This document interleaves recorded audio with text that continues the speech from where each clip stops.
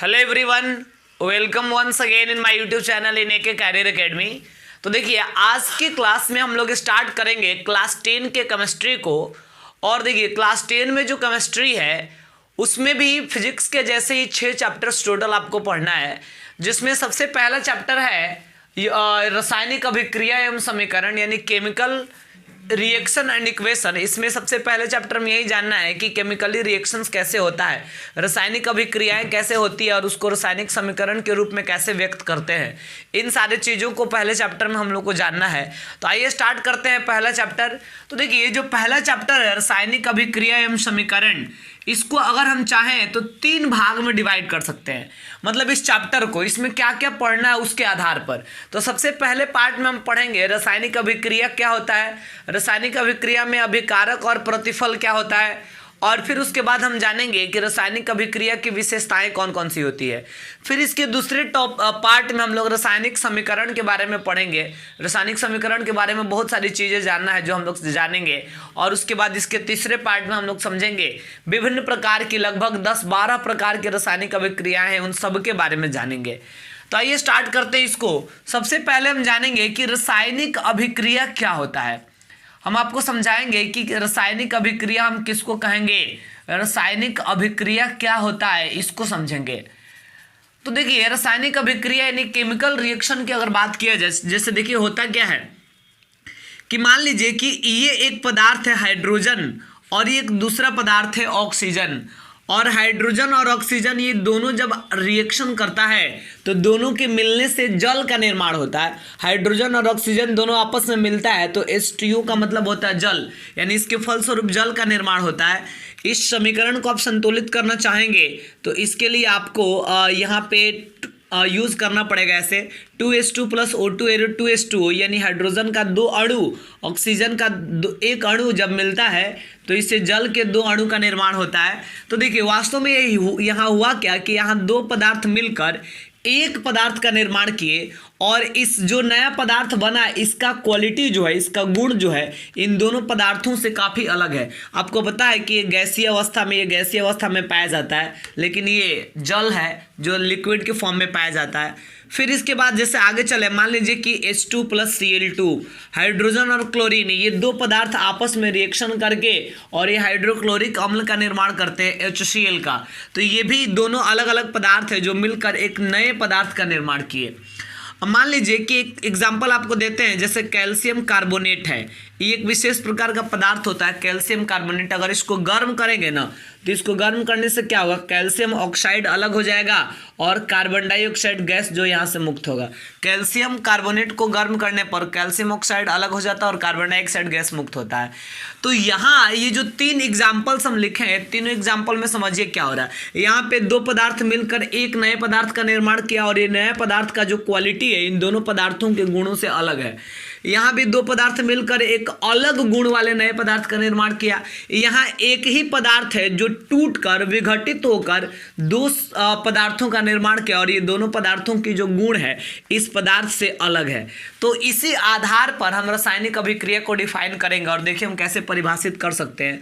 हम लिखेंगे, जब कोई भी पदार्थ है, जब कोई पदार्थ अकेले, जैसे यहाँ पे आप देख रहे हैं कि कैल्शियम कार्बोनेट अकेले है और अकेले ही ये 2 नए पदार्थों का निर्माण कर दिया, या अकेले भी हो सकता है या मतलब एक से अधिक भी हो सकता है। तो हम कहेंगे जब कोई पदार्थ अकेले या किसी अन्य पदार्थों से अभिक्रिया करके, या किसी अन्य पदार्थों से अभिक्रिया करके, किसी अन्य पदार्थों से अभिक्रिया करके, जैसे यहाँ पे कैल्शियम कार्बोनेट तो अकेले है लेकिन यहाँ हाइड्रोजन ऑक्सीजन के साथ रिएक्शन किया है, हाइड्रोजन क्लोरीन के साथ रिएक्शन किया है। तो हम कहेंगे कि जब कोई पदार्थ अकेले या किसी अन्य पदार्थों से अभिक्रिया करके भिन्न गुण वाले यानी अलग गुण वाले एक या एक से अधिक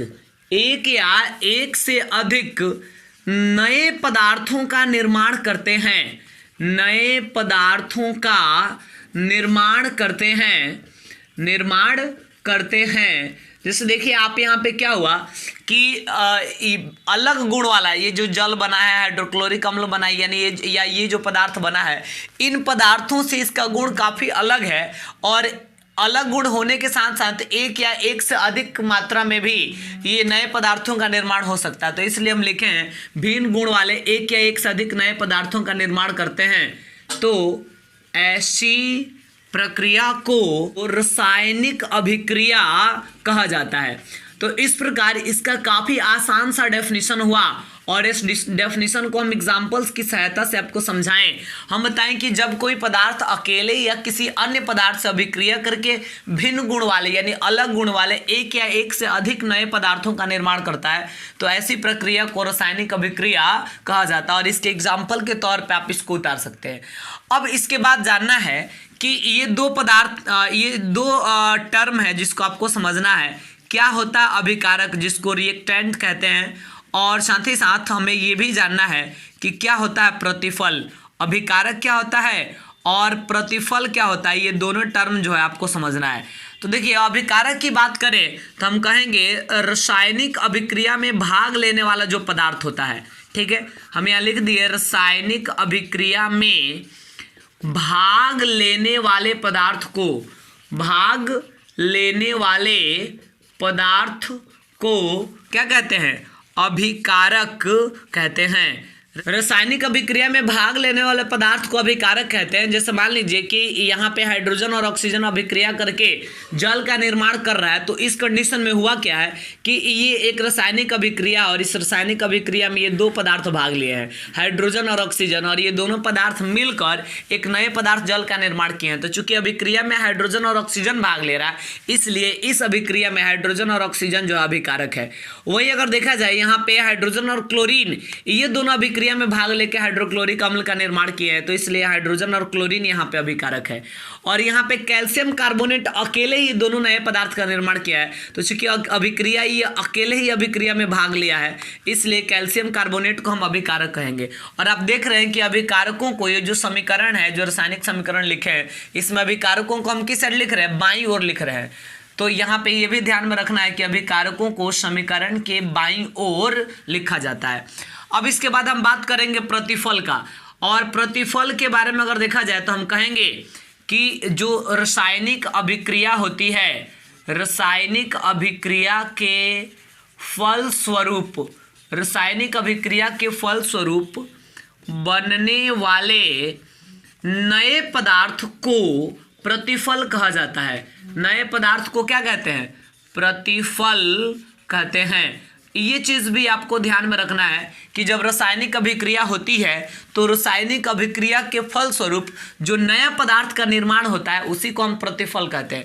जैसे मान लीजिए कि इसमें हाइड्रोजन और जल आपस में मिलकर जल के रूप में नए पदार्थ का निर्माण किए हैं, तो यहाँ पे जो जल है H2 है, ये प्रतिफल है। यहाँ पे हाइड्रोक्लोरिक अम्ल का निर्माण हुआ अभिक्रिया के फलस्वरूप, तो यहाँ ये प्रतिफल है। और यहाँ कैल्शियम का ऑक्साइड और कार्बन डाइऑक्साइड जो है ये नए पदार्थ के रूप में निर्मित हुआ अभिक्रिया के फलस्वरूप, तो इसलिए यहाँ पे ये दोनों प्रतिफल कहलाएगा। और ये प्रतिफल को समीकरण में कहाँ लिखा जाता है, दाईं ओर लिखा जाता है, यानी दाहिने साइड जो है इसको शो किया जाता है। तो इस प्रकार आपको समझ में आया कि रासायनिक अभिक्रिया क्या होती है, अभिकारक और प्रतिफल क्या होता है। अब आइए हम आपको समझाते हैं कि रासायनिक अभिक्रियाओं की कौन कौन सी विशेषताएं हैं। तो देखिए रासायनिक अभिक्रिया की बहुत सारी विशेषताएं हैं, जिसमें प्रमुख 5 विशेषताओं की चर्चा भी हम लोग करेंगे। तो रासायनिक अभिक्रिया की सबसे पहली विशेषता है गैस की उत्पत्ति, यानी कुछ ऐसी रासायनिक अभिक्रियाएं होती है जिसके फलस्वरूप किसी न किसी गैस की उत्पत्ति होती है। जैसे मान लीजिए कि एग्जाम्पल्स हम आपको समझाते हैं। जैसे मानिए कि ये जिंक है, जिंक एक जो मेटल होता है, एक धातु है, और जिंक की अभिक्रिया जब जब सल्फ्यूरिक एसिड से कराया जाएगा, जिंक का अभिक्रिया जब यहाँ पे आप देख रहे हैं कि H2SO4 यानी जो सल्फ्यूरिक अम्ल होता है, जिंक धातु की अभिक्रिया जब सल्फ्यूरिक अम्ल से कराई जाती है तो इसके फलस्वरूप होता क्या है, जिंक सल्फेट का निर्माण होता है। यानी ये जो जिंक है इसके सल्फेट से रिएक्शन करके जिंक सल्फेट बना देता है, और यहाँ से हाइड्रोजन गैस जो है मुक्त होता है। यानी देखिए जिंक और सल्फेट मिलकर जिंक सल्फेट बना दिया, और ये जो हाइड्रोजन गैस बचा ये अभिक्रिया के फलस्वरूप मुक्त होने लगता है, यानी उत्पन्न होने लगता है। तो कुछ ऐसी अभिक्रियाएं हैं जिसमें अभिक्रिया के फलस्वरूप किसी न किसी गैस की उत्पत्ति होती है। अब जैसे और एग्जाम्पल हम आपको समझाएं, मान लीजिए कि यहाँ पे एक और एग्जांपल हम आपको देते हैं, और इसमें हम क्या किए कि जैसे यहाँ हम लिख देते हैं कि एक नया पदार्थ है मैग्नीशियम, और मैग्नीशियम का अभिक्रिया जो है हम हाइड्रोक्लोरिक अम्ल से करा रहे हैं। तो जब मैग्नीशियम और हाइड्रोक्लोरिक अम्ल ये दोनों आपस में अभिक्रिया करेगा तो इसके फलस्वरूप मैग्नीशियम क्लोराइड का निर्माण हो जाता है, और ये जो हाइड्रोजन गैस है यहाँ से हाइड्रोजन गैस मुक्त होता है।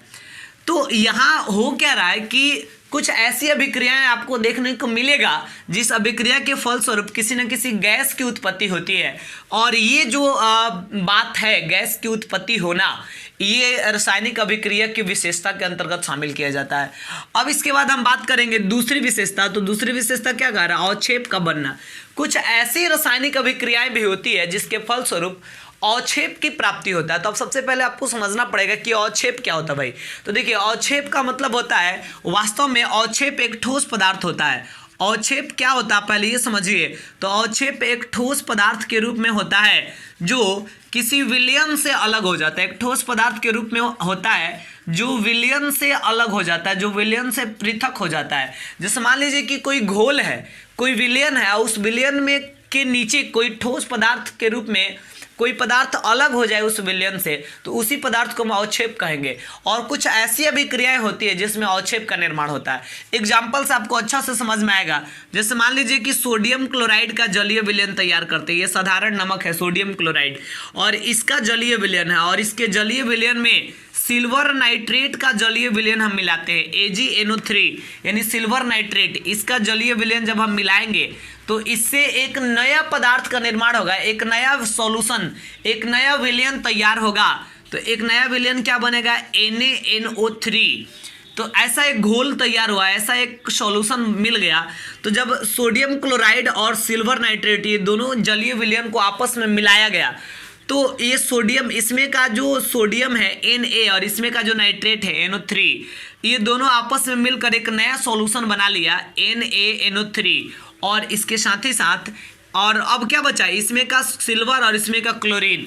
तो ये सिल्वर और क्लोरीन आपस में मिलकर और अवक्षेप के रूप में ये उस विलयन से अलग हो जाता है, क्योंकि ये जो सोडियम नाइट्रेट बना ये तो विलयन होता है, लेकिन सिल्वर क्लोराइड जो नया पदार्थ बनता है ये ठोस पदार्थ के रूप में, यानी ये सिल्वर क्लोराइड जो है यही अवक्षेप है जो ठोस पदार्थ के रूप में विलयन से अलग हो जाता है। और ये जो अवक्षेप है ये सफ़ेद रंग का बिल्कुल दही के जैसा, जैसे दही देखने में लगता है दही के जैसा ही सफ़ेद रंग का एक अवक्षेप प्राप्त होता है सिल्वर क्लोराइड का, जो विलयन से अलग हो जाता है। अब जैसे इसमें हुआ क्या वास्तव में कि यहाँ मान लीजिए कि एक पात्र है और इस पात्र में सोडियम क्लोराइड का जलीय विलयन है, और साथ ही साथ इस पात्र में हम किए क्या? सिल्वर नाइट्रेट के जलीय विलयन को भी इसी में मिला दिए। तो जब दोनों को आप आपस में मिलाएंगे ना, तो इसके मिलाने के फलस्वरूप होगा क्या कि एक नए विलयन का निर्माण होगा, और ये जो नया विलयन है ये क्या होगा?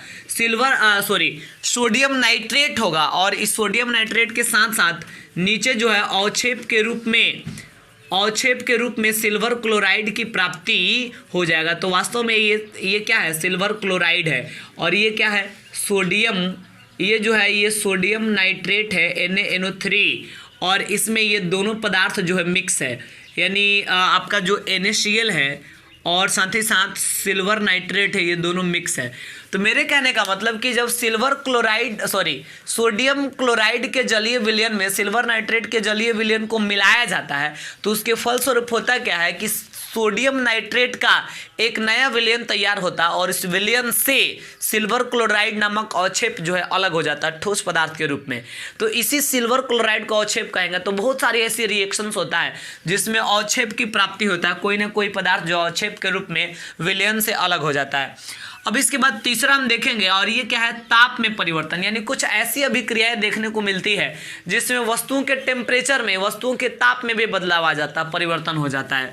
और इसमें अगर हम कुछ एग्जाम्पल समझे, जैसे आप महसूस किए होंगे जरूर, जब घर में चूना से जब चूना लगाया जाता है दीवार वगैरह पे पेंट किया करने के लिए, जब पुताई होता है चूना से, तो उसमें क्या किया जाता है, जब चूना को घोला जाएगा ना, तो चूना में जैसे ही हम पानी डालेंगे उसका घोल बनाने के लिए, तो वहाँ से भाप निकलने लगता है, वहाँ से ऊष्मा उत्पन्न होने लगता है, हीट आने लगता है।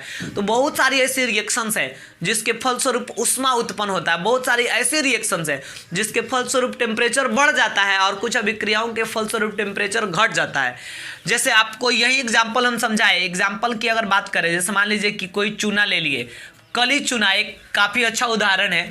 कली चूना ले लिया और कली चूना के ऊपर हम जल गिराने लगे, और इसके ऊपर कली चूना का मान लीजिए कि एक ढेला ले लिए हम, उसका एक टुकड़ा, और उस पर हम जल गिराने लगे। तो जल गिराएंगे ना, तो इससे क्या होगा कि इस कली चूना से ऊष्मा उत्पन्न होने लगेगा, इससे हीट उत्पन्न होने लगेगा, और ऊष्मा उत्पन्न होने के कारण इसका टेम्परेचर जो है बढ़ जाएगा, इसके तापमान में परिवर्तन आ जाएगा। तो ऐसी बहुत सारी रिएक्शन देखने को मिलता है जिसके फलस्वरूप पदार्थों के टेम्परेचर में परिवर्तन आ जाता है, टेम्परेचर ही उसका बदल जाता है। तो ये भी इसकी विशेषता हुआ।